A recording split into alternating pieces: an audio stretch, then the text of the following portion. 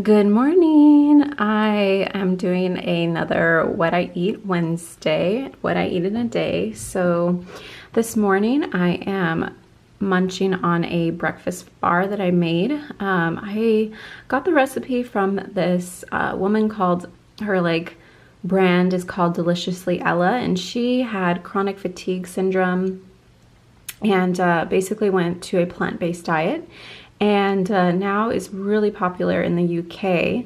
But I came across her at one point just doing research for different food alternatives. So it's made with almonds and pecans. It has dried cranberries, raisins, I forget what else it has in it. Coconut I put on top myself, and it has orange zest, orange juice. So it's a very, very tasty, very flavorful, and some dates as well. So it's kind of filling.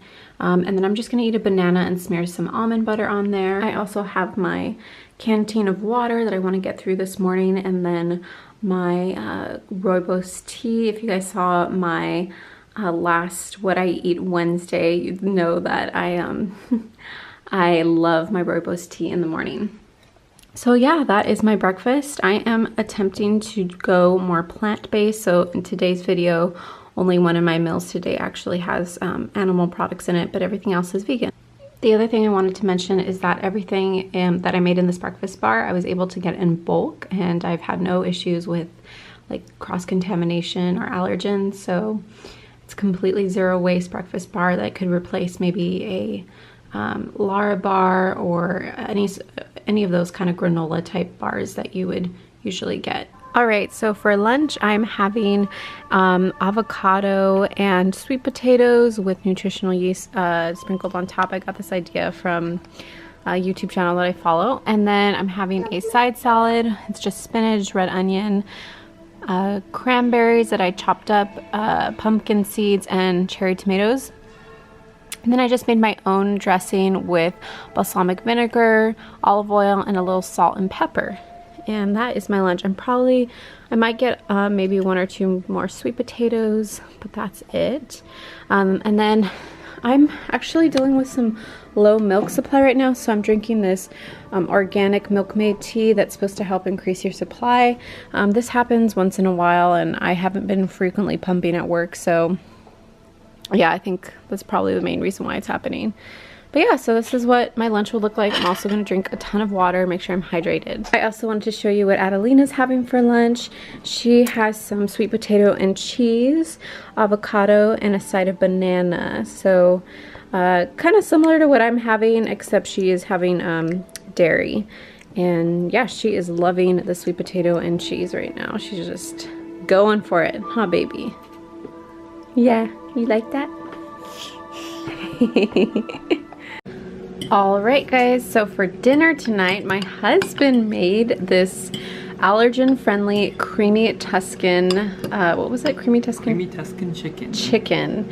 So it has sun-dried tomatoes, romaine lettuce, gluten-free noodles, chicken. It was made with a base of like coconut oil, garlic, chicken broth, and a few other things. I don't know entirely because my husband made it, but I took a bite of this and it's super duper duper good, and I'm also really hungry, but I'm actually very impressed with this recipe, so I'm gonna gobble this up right now and probably get seconds if there's enough. I just want to share with you my favorite dessert of all time.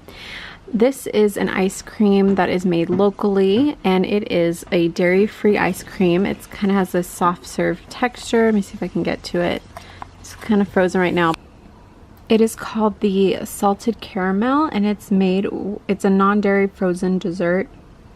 It's made with things like almond milk, cashews, sea salts, coconut sugar, non-dairy butter powder, and it actually even has probiotics.